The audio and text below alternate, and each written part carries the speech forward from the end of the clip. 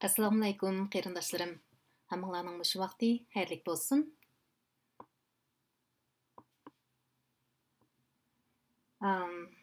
Tünögün biz Şirin bulaqni o'qib, Payg'ambar sallallohu alayhi vasallamning payg'ambar bo'lishdan ilgirki hayotidan umumiy xulosa degan mazmunning ikki bo'lagini o'qib o'tdik.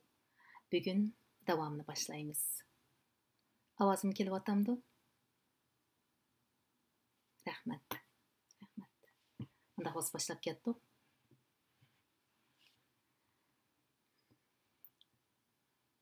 Payg'ambar sallallohu alayhi vasallamning payg'ambar bo'lishdan ilgirki hayotidan umumiy xulosa. Ibn Asrning rivoyatida payg'ambar sallallohu alayhi vasallam mundoq degan: "Men umrimda faqat 2 qatimla jahoriyat davrining noto'g'ri faoliyatiga qatnashmoqchi bo'lgan edim. Lekin ikkala qatimda Alloh mening maqsadimni ishga oshirmadi. Uningdan keyin men undaq ishlarni ko'nglimga keltirmadim. Oxiri Alloh meni o'z elchiligi bilan tartiqladi. Bir kechasi Makkaning yuqori tarafida men bilan birga qo'y boqadigan qo'ychi bolaga: "Mening qo'yimga qarab qo'ysang, men Makkaga kirib yoshlar bilan kechilik o'yin basmidan bahar elib chiqib olsam" dedim. U ma'qul dedi. Shuning bilan men Makkaga qarab yo'l oldim va Makkaga kirishimgala ko'chaning beshidagi birinchi uydan nag'ma tovoning ovozi anglandi. Men kishilardan "Bu nima ish?" deb so'rasam, ular "Faloni bustoniga o'ylanibdi, shuning to'y kechiligi" deyishdi. Shu chaqda mening muzika anglay deb o'tirganim esimda. Lekin Alloh uni menga anglatmabdi. Men uxlab qaptiman. Ertasi quyoshning tafti ustimga tushganda ondan uyg'onib taqqa qaytdim. Qo'ychi hamroyim so'rab edi, bo'lgan ahvolni so'zlab berdim. Shuningdan keyin yana bir kechasimi hiliqi hamrohimga yana taplab qo'yib Makkaga kirdim. Bu kechasimi oldingi qatimga o'xshash yana uxlab qaptiman. Shuning bilan uningdan keyin undaq noto'g'ri ishlarni iroda qilmadim. İmam Buxoriy rahimahulloh Jabir ibn Abdullah raziyallohu anhudan rivoyat qilib aytadiki, Kayba qurilish qilinayotganda payg'ambar sallallohu alayhi vasallam tog'isi Abbos bilan jiddiy tosh to'shyotdi. Abbos uningga: "Uchangdagi yipinchangni mo'rangga qo'yib olsang, tosh og'ritmaydi" dedi. Shuning bilan payg'ambar sallallohu alayhi vasallam Abbosning deganda qilib edi. U shu an ho'shdan ketib yerga yiqildi va ko'zlari osmon tarafga chakchib holsizlanib ketdi. Birdandan keyin hushiga kelib, "Yipincham" deb kiyimini beliga tangdi. Yana bir rivoyatda shuningdan boshqa hech qanday o'rinda payg'ambar sallallohu alayhi vasallamning avrati echilib qolgan emas deyilgan. Payg'ambar sallallohu alayhi vasallam qum jamoati ichida xushfe'lligi, axloq fazilati va esil odatlari bilan to'nilgan edi. U odamgarchiligi yaxshi, axloqi go'zal, qo'shnidarchiligi bilan, mijozi yiqimliq, tili tatliq, ko'ngli tuz, tabiati muloyim, iffat nomusliq, kang qo'l, yaxshi amallarni ko'p qilishga amroq, ahdisida turadigan, omonatga vafo qiladigan katta zot edi. Hatta ular payg'ambar sallallohu alayhi vasallamdagi yaxshi odatlarni va rozi bo'lishga tegishli xislatlarni ifodalash yuzasidan uni amin, ya'ni ishonchiga yaraydigan deb atashib oladi. Qisqasi, payg'ambar sallallohu alayhi vasallam mo'minlarning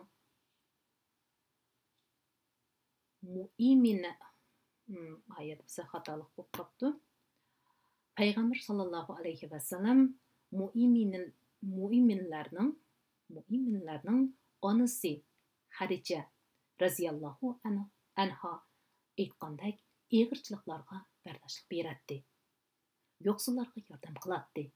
Mehmonlarini yaxshi kutadi va zulmga uchraganlarning haqqini ilishib beradi.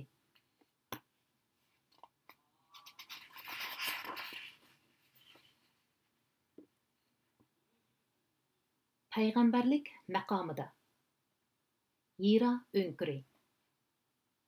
Payg'ambar sallallohu alayhi vasallamning yashi 40 yoshga yaqinlashgan sari uning o'tganki ta'ammulat, o'y-fikrlari uning bilan qumni o'tirsidagi ma'naviy holni cho'ng'aytayotgan edi.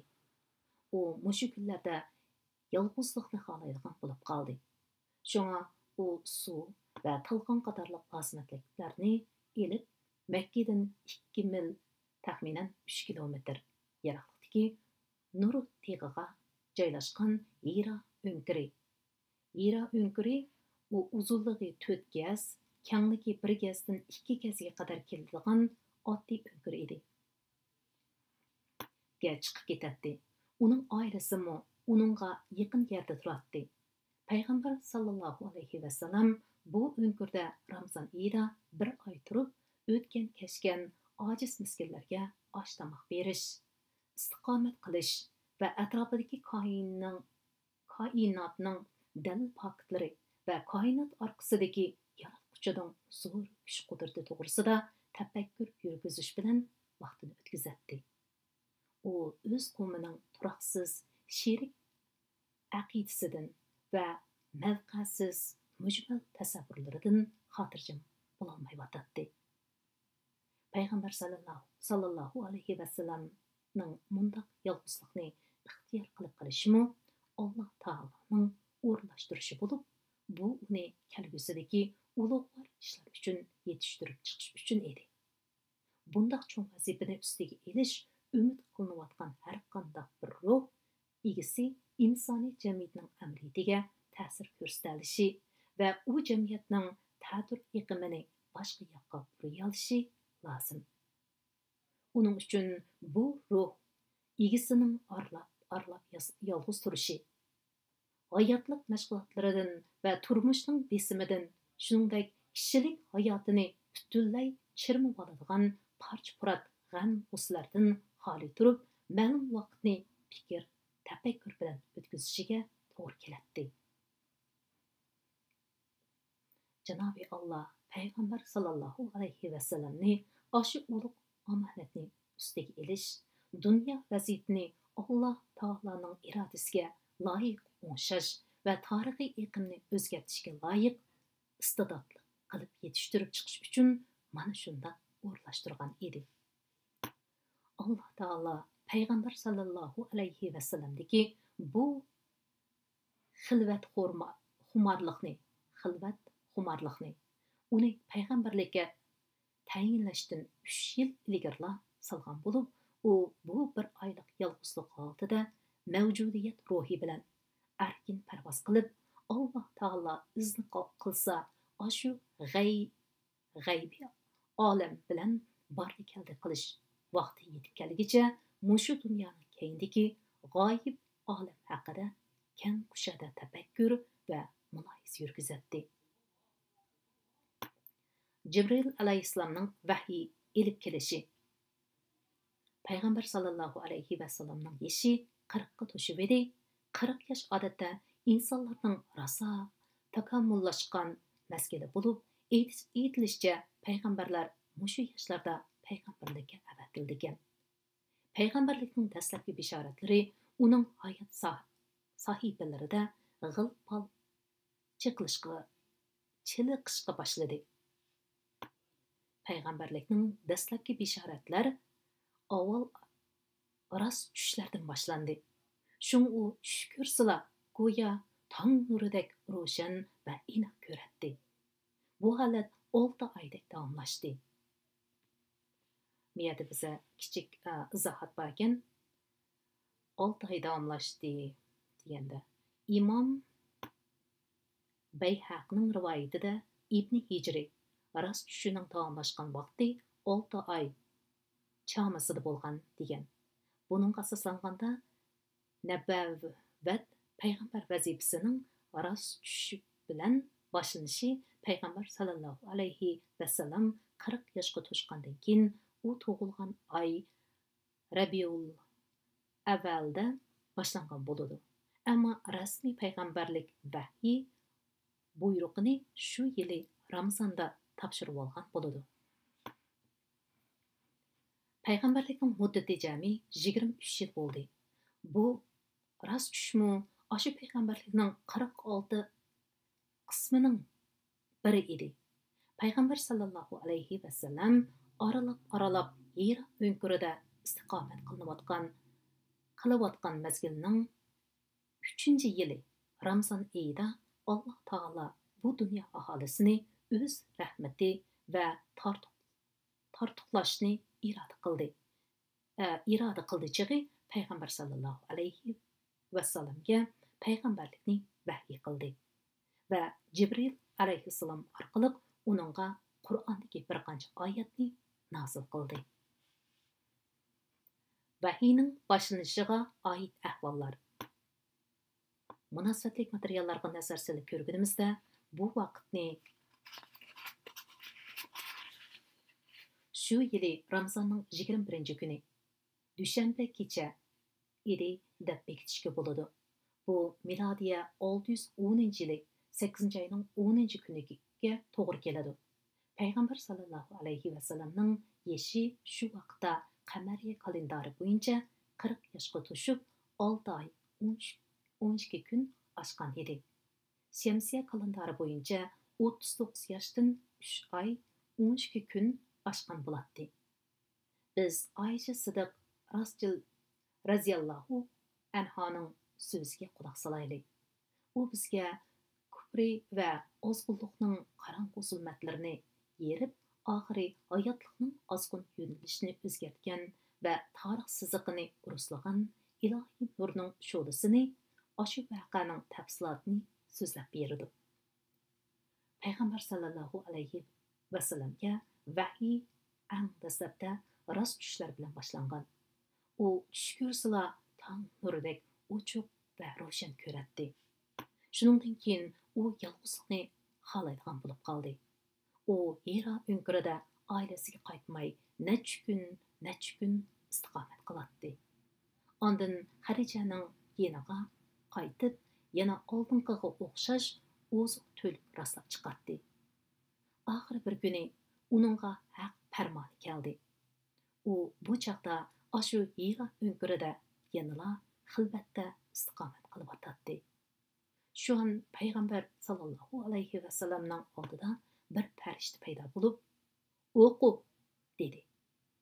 Payg'ambar sallallohu alayhi va sallam, "Men o'qishni bilmayman" deb javob berdi. Yana farishta payg'ambar sallallohu alayhi va sallamni qattiq siqdi. Hatto payg'ambar sallallohu alayhi va sallam charchab holidan ketdi. Ondan farishta payg'ambar sallallohu alayhi va sallamni qo'yib o'tib, "O'qi" dedi. Payg'ambar sallallohu alayhi va sallam o'qishni bilmayman deganda farishta yana 2 va 3 qatim siqib qo'yibdi. Ondan yaratgan Parvardigoringning ismi bilan o'qig'in. U insonni lahd qondan yaratdi. O'qig'in. Parvardigoring eng hurmatlidir. U qalam bilan xat yozishni o'rgatdi. İnsonga bilmagan narsalarni bildirdi. Qur'oni Karim Sura Alaq 96 sura 1-dan 5-gacha oyatlarga dedi. Payg'ambar sallallohu alayhi va sallam qo'rqindan yuragi solgan holda uyga qaytib Xarija raziyallohu anhoga meni uyga qo'yinglar dedi. Ular payg'ambar sallallohu alayhi va sallamni uyga qo'yishdi. Bir chog'dan keyin uning qo'rqinchisi besiqib yuragi joyiga tushib edi. Xadija raziyallohu anhoga ahvolni so'zlab berib, "Men nim bo'lgandi? Men o'zimdan qo'rqib qoldim" dedi. Xadija raziyallohu anha, "Yo'qsu, Alloh bilan qasamki, Alloh seni hargiz rasvo qilmaydi. Chunki sen qish aqrabolarga sila rahim qilasan. Ojiz bechoralarga yordam qilasan. Yo'qsullarning holidan xabar olasan. Mehmonlarni yaxshi kutasan. Haq uchun yordam qilasan" dedi. va uni o'zining bir nafar tuqquni tag'isining o'qi Varaqa ibn Nafalning qishig'a boshlab bordi. Varaqa jaholiyat zamonida xristian diniga e'tiqod qilgan kishi bo'lib, u İbran yeziqini bilardi. İncil'dan İbrancha ko'p narsalarni yezib xotir qoldiratdi. Әмділікті болса, u yashinib qolgan bo'lg'achqa, ikki ko'zdinmi ayrilib qolgan edi. Xarichi uningga: "Hey tog'amning o'g'li, qarindishingizning o'g'liga, ya'ni Muhammadning so'ziga quloq seling", dedi. Varaqa: "Nima bo'ldi? Qarindishimning o'g'li", deb payg'ambar sallallohu alayhi vasallamdan so'radi. Payg'ambar sallallohu alayhi vasallam ko'rganlarini so'zlab berib edi. Varaqa uningga: "Alloh Musa alayhissalomga avatgan farishta dal mushu. Koshki men yosh navqiron bo'lsamchu, qavming seni qo'g'lab chiqarganda men hayot bo'lsamchu", dedi. Payg'ambar sallallohu alayhi vasallam: "Ular meni qo'g'lab chiqararmi?" deb so'ragan edi. Varaqa: "Ha, payg'ambar bo'lgan odam dushmanlik bo'ladi. Agar men sening oshu kunlaringgacha yashasam, sana kuchimning boricha yordam qilgan bo'lardim", deb javob berdi. Uzun o'tmay Varaqa olamdan o'tdi va vahimu uzilib qoldi. İmam Tabari va İbn Hisham rahmatullohu payg'ambar sallallohu alayhi vasallamga vahiy tuyuqsiz kelgandan keyin uning g'ordan chiqib ketganligini, ondan yana qaytib g'orda istiqomatini davomlashtirganligini, shuningdan xali keyin Makkaga qaytganligini rivoyat qiladi. Tuvandagisi uning rivoyatining to'liq tekstidir. Payg'ambar sallallohu alayhi vasallam dastlab vahiy kelgan chaqdagi ahvollarni eslab mundoq degan: "Allohning maxluqoti ichida menga Majnun va shoirdan o'chrak ko'riladigan odam qolmadi. Hatto shoir va Majnun deganlarni ko'rmasam deydim. Men ko'nglimda mening shoir yoki Majnun bo'lib qolishim mumkin emas. Navoda shundoq bo'lib qolsamchi?" Qurayishlar buni mangu egizdan egizga so'z cho'chak qilib yuradi. Shu chaqda men egiz tog'larga chiqib o'zimni etib o'lishim kerak. Shu chaqda mangu rahat topaman, deydim. Men shundoq qilmoqchi bo'lib, necha qatim taqqa chiqdim. Hatto tog'ning yerimiga chiqib bo'lganimda osmondan: "Ey Muhammad, sen Allohning elchisi, men Jibril" degan sadoni angladim. Beshimni ko'tarib qarsam, Jibril ikki qadamini osmonning qa'rida ixtiyor qo'ygan holda: "Ey Muhammad, sen Allohning payg'ambari, men Jibril" deganicha turibdi. Shuning bilan men uningga qarab qetib qoldim. O'ylaganlarim dilimdan o'chdi. Yo oldimga, yo orqamga mangolmadim. Yuzimni qaysi yoqqa bursam, ashu holat ko'rindi. Men ya oldimga, ya orqamga mangolmay shu petim turaveribdiman. Hatto xarichimni izlab odam avatib Makkani qezib etibdi. Birdamdan keyin ashu ahvollar g'oyib bo'ldi. Men uyga qaytdim va xarichining bag'riga beshimni qo'yib yotdim. U menga: "Abul Qosim, nelarda yurdingiz? Asproyi Xudo, men sizni ko'p izlab ketdim. Ular sizni Makkaga kirib topolmay chiqdi", dedi. Men uningga ko'rganlarimni so'zlab berdim. Xaricha menga: "Xush bo'ling, ey tog'amning o'g'li. Sabit, barqadam bo'ling. Alloh bilan qasamki, men sizni mushu ummatning payg'ambari bo'larsizmikin deyman", dedi. Ondan berib Varaqaga ahvolni yana aytdi. Varaqa: "Katta ish bo'pti, nihoyat katta ish bo'pti. Alloh bilan qasamki, uningga Musa alayhissalomga kelgan farishta kepti. U cho'qim mushu ummatning payg'ambari bo'lg'uda. Siz uningga aytib qo'ying, xotirjam bo'lsin. debdi.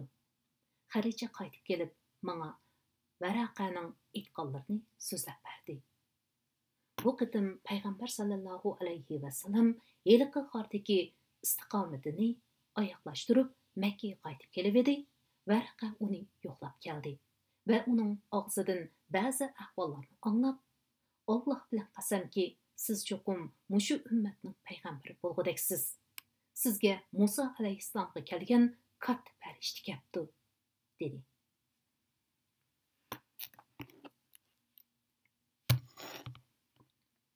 Vahiyning uzilib qilishi.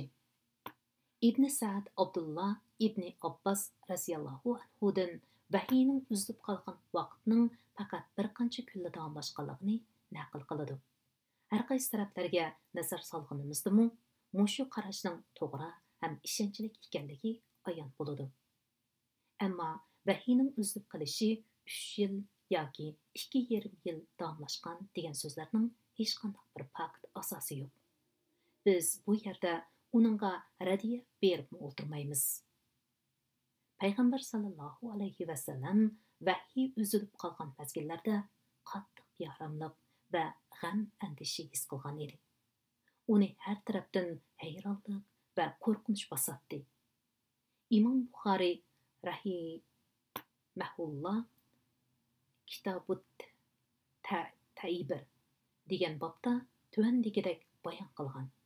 Vahiy bir mahal uzilib qoldi.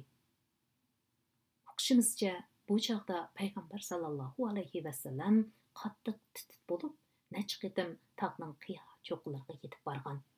Bu vaqtda uning ko'z oldiga Jibril alayhissalom paydo bo'lib, "Ey Muhammad, sen Allohning barhaq payg'ambari" deydi.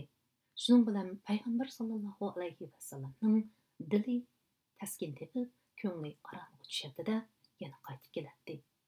Vahiy pat kelmagan siri u yana qayg'u olamga petib, oldinqidek qarorga kelib yo'lga chiqadi. Tog' cho'qqisiga yetib borganda Jibril alayhissalom yana paydo bo'lib, yiliq so'zni takrorlaydi. Vahiyning asliga kelishi. İbn Hicri mundaq deydi. Bu, ya'ni vahiyning bir qancha kun uzilib qilishi payg'ambar sallallohu alayhi vasallamda vahiy nozil bo'lgan tufayli paydo bo'lgan qo'rqinchni yo'qotish va vahiyning asliga kelishini sevindirish uchun edi. Payg'ambar sallallohu alayhi vasallamning ingidan timir qosh, qora tumanlari asta zoil bo'lib, haqiqat dog'dan yo'llari ro'shan, aniq ko'rinishga boshladi. U o'zining tangdoshsiz buyuk Allohning bir dunyoga avatgan elchisi bo'lganligini va o'ziga osmon xabarini yetkazadigan farishtaning vahiy elchisi ekanligini to'nib yetdi. Payg'ambar sallallohu alayhi vasallam vujudida vahiy asliga kelgan taqdirda duch keladigan qiyinchiliklar qarita sabit barqadamlik tuyg'usi va mustahkam iroda tikladi. Uningga Jibril alayhissalom ikkinchi qatim vahiy ilib keldi. Imom Buxoriy rahimahulloh Jabir ibn Abdullah radhiyallohu anhuning vahiy uzilib qolganligi to'g'risida so'zlab berganlarini naql qildi. Payg'ambar sallallohu alayhi vasallam mundaq degan: "Bir chaqda men kelib o'tdim. Osmon tarafdan bir ovoz anglandi. Beshimni ko'tarib qarsam, Hira g'origa kelgan farishta havo bo'shlig'ida cho'ng bir o'rindiqda o'ltiribdi. Men undan qattiq qo'rqib, yerga yiqildim va uyga qandoq kelganligimni bilolmadim. Kelibla meni uyga qo'yinglar, dedim. Shuning bilan uydagilar meni uyga qo'yishni. Bu chaqda Alloh taolo Mudassir surasidan tuvandagi oyatlarni nozil qildi. Vahiy nozil bo'lgan chaqda kiyimga cho'mki olg'uchi payg'ambar tur, insonlarni Allohning azobidan ogohlantir. Parvardigoringni ulug'la, kiyimingni pak tut. Azapdan, ya'ni azapqa qoldiradigan ishlardan yiroq bo'l.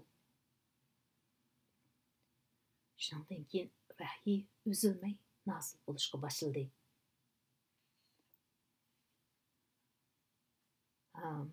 Vaqtmi yarim soat o'tib qoldi, lekin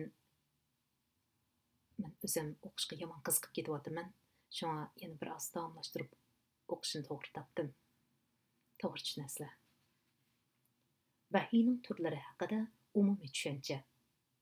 Biz Muhammad sallallohu alayhi va sallamning payg'ambarlik va elchilik hayotining tafsilotiga tutish qilishdan avval shu payg'ambarlikning manbai va islom da'vatining asli manbasi bo'lgan vahiyning turlarini tunib olishimizga to'g'ri keladi. İbn Qayyum rahimahullah vahiy turlarini mundaq bir qancha ayırgan. Birinchisi rast tushish. Bu payg'ambar sallallohu alayhi va sallamga vahiyning boshlanishi bo'lgan edi. Ikkinchisi payg'ambar sallallohu alayhi va sallam bir hadisda Rahul Amin Jibril alayhissalom mening qalbimga har qanday bir nafsi jon egisi o'z rizqini yeb bo'lmoqcha hargiz o'lmaydiganligini ilqa, ya'ni ma'nisi tashlash qildi. Shunga sizlar taqvodorlikni lozim tutinglar. Rizq talab qilishda to'g'ri yo'l tanlanglar. Rizqning kechikib kelishi Allohga osiylik qilib rizq izlashga ilib bormasin. Allohning ne'matlariga faqat Allohga itoat qilish bilan erishgili bo'ladi. Deganiga o'xshash payg'ambar sallallohu alayhi va sallamning qalbiga vahiy farishtasының vahiyni ilqa qilishi, ya'ni tashlashidir. Ammo bunday chaqlarda payg'ambar sallallohu alayhi va sallam u farishtani real ko'zi bilan ko'rmaydi. Uchinchisi, farishta payg'ambar sallallohu alayhi va sallamga odam suratida kelib yuz turan so'zlaydi. Payg'ambar sallallohu alayhi va sallam uning aytganlarini asli qoldirib oladi. Bundaq chaqda uni sahobalarmi ko'ralaydi. To'rtinchisi, ba'zida vahiy qo'ng'iroq ovozidek jarangliq keladi. Bu xildagi vahiyning besimi payg'ambar sallallohu alayhi va sallamga nisbatan eng ig'ir bo'lib, vahiy farishtasi oshu ovoz bilan birga keladi. Hatto qahraton sovuq kunlardami payg'ambar sallallohu alayhi va sallamning peshonlaridan chap-chap tarlar yiqib tushadi. Navoda payg'ambar sallallohu alayhi va sallam uloq ustida bo'lsa, uloq tizilib o'tirib qoladi. Bir qitim payg'ambar sallallohu alayhi va sallamga mushu taraqida vahiy nasil bo'lgan edi. Bu chaqda payg'ambar sallallohu alayhi va sallam putini Zayd ibn Sabit raziyallohu anhuning putiga qo'yib, u o'ltiroqliq edi. Shu an payg'ambar sallallohu alayhi va sallamning puti qattiq eg'ir besib, Zayd putini sundirib o'tgani tasla qoldi. Beshinchisi, payg'ambar sallallohu alayhi va sallam o'ziga vahiy elib tushgan heliqi farishtani asli qiyofatida ko'radi. Farishta uningga Alloh taolo xohlagan vahiylarni yetkazadi. Bu xildagi vahiy sura Najmda zikr qilinganidek payg'ambar sallallohu alayhi va sallamga jami 2 qitim muyassar bo'lgan. Oltinchisi, payg'ambar sallallohu alayhi va sallam Mirojga chiqqanda 7-osmonda Alloh taoloning uningga bevosita namoz va boshqa amallarni farz qilib nazil qilgan vahiysidir. 7-si, Alloh taoloning payg'ambarlarga farishtani vasita qilmasdan Musa alayhissalomga so'zlagandek bevosita so'z qilishi bu xil martaba Musa alayhissalomga muyassar bo'lganligi Qur'oni Karimda zikr qilingan. Ammo payg'ambarimiz Muhammad sallallohu alayhi va sallamning bu martabaga musharraf bo'lganligi Isro hadisi bilan sabitdir. Yana ba'zi olimlar vahiyning 8 xili, 8 bir xilimi bor. U bo'lsa-mu Alloh taoloning payg'ambarlarga hijobsiz holda yuzma-yuz so'zlashishidir deyishdi.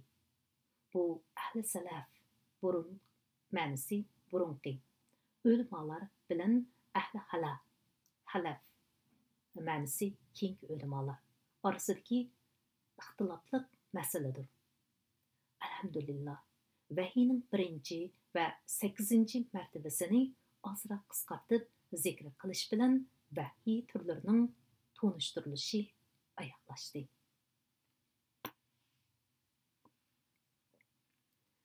Qarindoshlarım, bugungi bevosita o'quv tarqitish mushada oxirlashdi. Alloh xolisa, atiliga yana shu vaqtda siz bilan kitob o'qish munbirimizda sirlashimiz. Allohga omonat. Rahmat.